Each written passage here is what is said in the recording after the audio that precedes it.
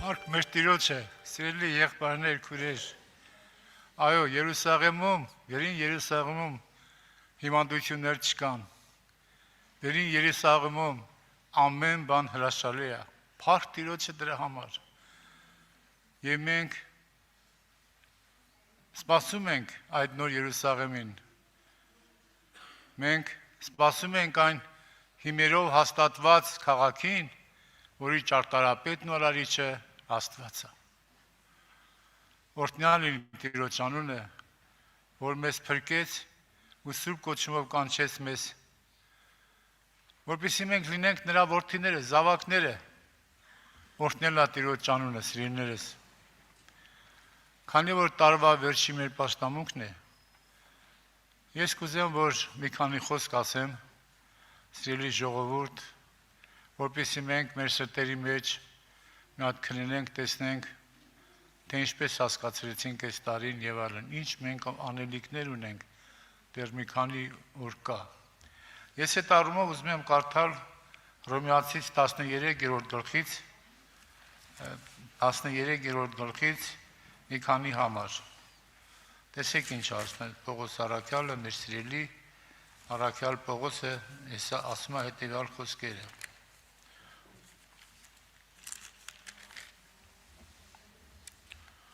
Ուրեմն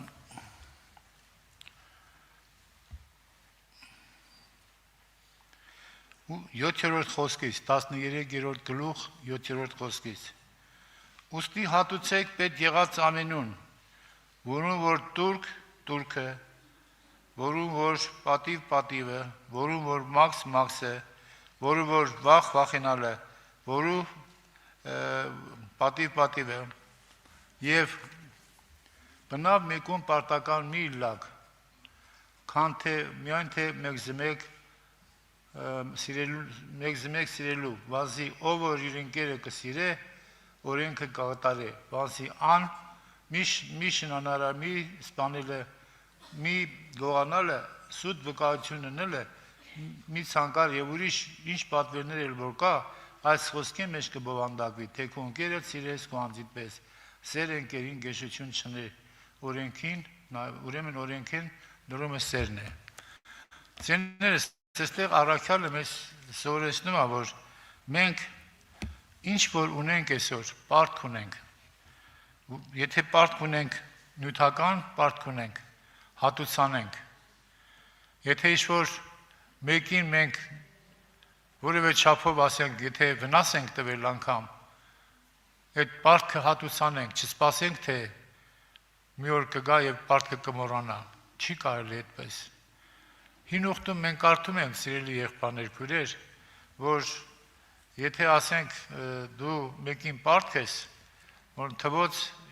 5-րդ գլխի մեջ 7-րդ համարում կարդում ենք հետեւյալը։ 5-րդ համարից կարդամ, թվոց 5-ի 5-ից։ Եվ Տերը խոսեցավ Մովսեսի սելով, խոսեց Իսրայելի որդիներուն, երբ մարդ մեկ կամ կին մե մարդոց ամեն մեղքերեն մեկը գործելով Տիրոջը դեմ մեղանչե, ու այդ անձը հանցավորը լա, այն ատեն իր ըրած մեղքը պիտի խոստովանի, եւ անիկա ըրած վնասը լման պիտի հատուցանե, ու անոր վրա 5-րդ մասը պիտի ավելացնե, ու զանիկա վնասը քաշողին տա։ Հետարքիր ասիրելներս, ոչ միայն վնասը պիտի հատուցանի, այլ 5-րդ մասը ավելացնի վրան։ 5-րդ մասը դա 20%-ն է, չէ՞։ 20%-ը դեռ վրան ավելացնի եւ ում որ վնասը տվի, վնասը քաշողին տա։ Եվ հետո ասում է, լավ, հիմա ենթարենք այդ վնասը քաշողը մահացել է, չկա, կամ նես մի տեղա, որ մենք չենք գտնում, անհայտ կորել է։ Ինչ անենք այդ դեպքում։ Շարունակությունը տեսեք ինչ ասում։ Այն ատեն իր ուրեմն ներողություն, հա։ Եվ եթե այն վնաս տվողը, վնաս քաշող մարդուն մեկ ազգականն էլ չլա, որու այս վնաս հատուցվել է, այն ատեն եղած վնասը Տիրոջ հատուցվելով քանային պիտի լա, բացի քավության խոյեն, որով այն հանցավոր մարդուն համար քավություն պիտի լա։ Եթե ասում եմ մի ազգական էլ չլա, այսինքն եթե ինքը չկա, հացել է, ուրեմն պիտի մոտիկ ազգականին տաս։ Եթե ընդհանրապես ոչ մի ազգական էլ չունի, ապա այդ վնասը նորից ինչ որ վնասել ես, քեզանից պետք է գնա, որ դու սովորես, եթե մեկին վնաս ես տալի, ուրեմն քեզնից ավելի շատ վնաս կգնա։ Եվ ուրեմն 10 ազգական, եթե ազգական էլ չլի, ուրեմն քահանային պիտի տաս հետ։ Բացի ինչից, բացի այն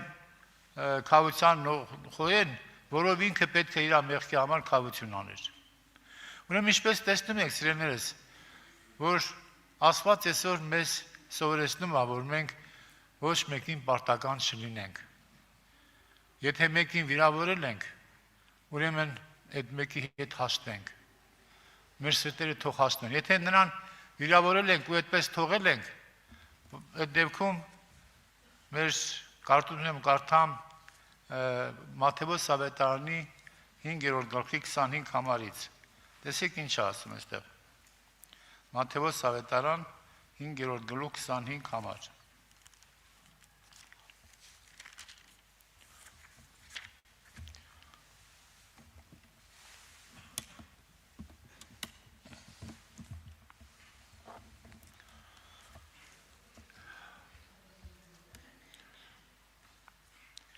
Քու ոսոխիդ հետ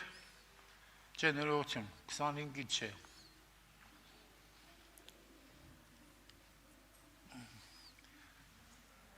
23 համարից։ Ուրեմն եթե քու ընծած սեղանի վրա բերես ու հոն միտքդ գա թե քու եղբայրդ քեզի դեմ բան ունի, հոն ձգե քու ընծած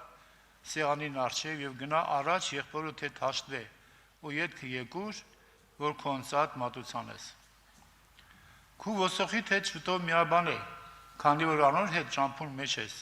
չլա որ քու աթոռը քու ոսոխդ քեզ դատավորին մատնե, դատավորը դահիճին եւ բանտը ձգվիս։ Ճշմարիտ կսեմ ձեզի, պիտի չելես անկե մինչեւ որ վերջին նաքարակիտը վճարես։ Այստեղ տեսնում ենք, որ ինչքան լուրջ է, սիրելիներս, եթե Տիրոջը ուզում ես ընծա բերես, նվեր բերես մի բանով, եւ եթե հանկարծ հիշում ես, որ ընկերդ քո դեմ մի բան ունի, գնա իր հետ առաջի հերթին հաշտվի։ Հետաքրքիր է, ես ուզում եմ հարց տամ ձեզ։ Այդ եթե ընծան ուզում ես մատուցանես, բայց այդ պահին հիշեցիր, որ քո ընկերդ քեզի դեմ բան ունի, այդ հիշողությունը որտեղից։ Ես կարծում եմ, որ այդ պահին Սուրբ Հոգին է քեզ հիշացնում, որ քո ընկերդ քեզի դեմ բան ունի, գնա առաջ հաշտվի, նոր արի ընծան մատուցանի։ Տերը ընծան չի ընդունի, նվերը չի ընդունի, մինչև դու չհաշտվես քո ընկերոջդ հետ։ Դրա համար ասում է, նաև ասում է, քո ոսոխիդ հետ շուտով միաբանի։ Ինչ բան է ոսոխը։ Ոսոխը դա թշնամի չի։ Ոսոխը դա այսպես ախոյանն է կոչվում կամ հակառակորդ։ Ասենք դու վիճել ես մեկի հետ եւ ինքը քո համար ոսոխ է դարձել, հակառակորդ է դարձել։ Դու էլ իր համար ես հակառակորդ։ Եվ ոսոխ եք իր հետ։ Ասում է, շուտով իր հետ միաբանի, քանի որ նույն ճամփու մեջ եք։ Ենթանենք երկու ասենք ընտանիքի մեջ կա ասենք հարսուկիսուր, կներեք ես օրինակ, հարսուկիսուր էլ հավատացան է, բայց իրար հետ վիճել են, իրար չեն կարող տանել, ոսոխ են դարձել։ Ասում է շուտով ինչ արեք, շուտով միաբանեք, որովհետև եթե չմիաբանես, քանի որ ասում է նույն ճամփի մեջ եք,